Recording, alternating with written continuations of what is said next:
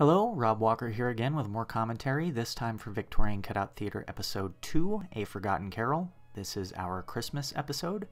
I wanted to do a Christmas episode, but I wanted to do something different and kind of expose people to different cultural traditions and how odd they can be. So this is why I chose the Krampus. The snow we see in the establishing shot was all animated by hand. That is not a filter I used. It was animated flake by flake. It goes by really fast, but it took forever to kind of put together.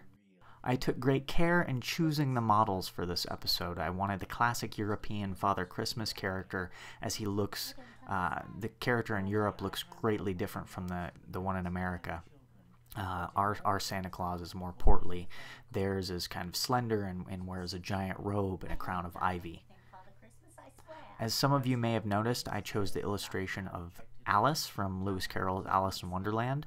I wanted a very specific, sweet-looking little girl, and John Tenniel's illustrations of Alice were absolutely perfect. For those of you who don't know, John Tenniel was a British cartoonist in the late 1800s and is perhaps best known for his illustrations of Alice in Wonderland. So much so that his illustrated version of Alice is perhaps the one everyone recognizes best, with Arthur Rackham's illustrations being a close second. And we're totally discounting Disney here. We're just talking about the literary versions of Alice. Now we come to the Krampus. Since I adore monsters and myths, I wanted to do a Christmas-themed episode based around myths and cultural things that not a lot of people were familiar with. The Krampus comes from Bavarian folklore, and he is essentially how I've presented him in this short. I didn't really change a whole lot. He is said to have whipped bad children with birch branches, or he takes them away to be punished. It's kind of unclear as to where he takes them exactly. He's hairy, he's cloven-hoofed, and has a demonic appearance. The Krampus here speaks German unsubtitled. I thought that would be kind of neat because I thought it would add a creepiness for those who don't understand German and be a neat little Easter egg for those that do. Plus, the phrases he speaks are simple enough that you can still tell what he's talking about.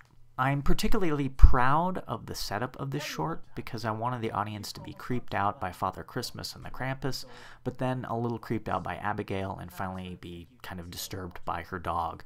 This concept is kind of a nesting doll of expectations and payoffs. This is similar very much in structure to the future Victorian Cutout Theater Episode 6, A Singularity of Mind. Some people have asked me why the dog has an American accent. That's for no other reason than I wanted to kind of make it sound like Hal from 2001: A Space Odyssey. It has a very even-toned, beautiful voice, but is asking this little girl to do terrible things. Well, that's it for now. Tune in next time for commentary on Victorian Cutout Theater Episode 3, The Wild Hunt, and thank you for watching.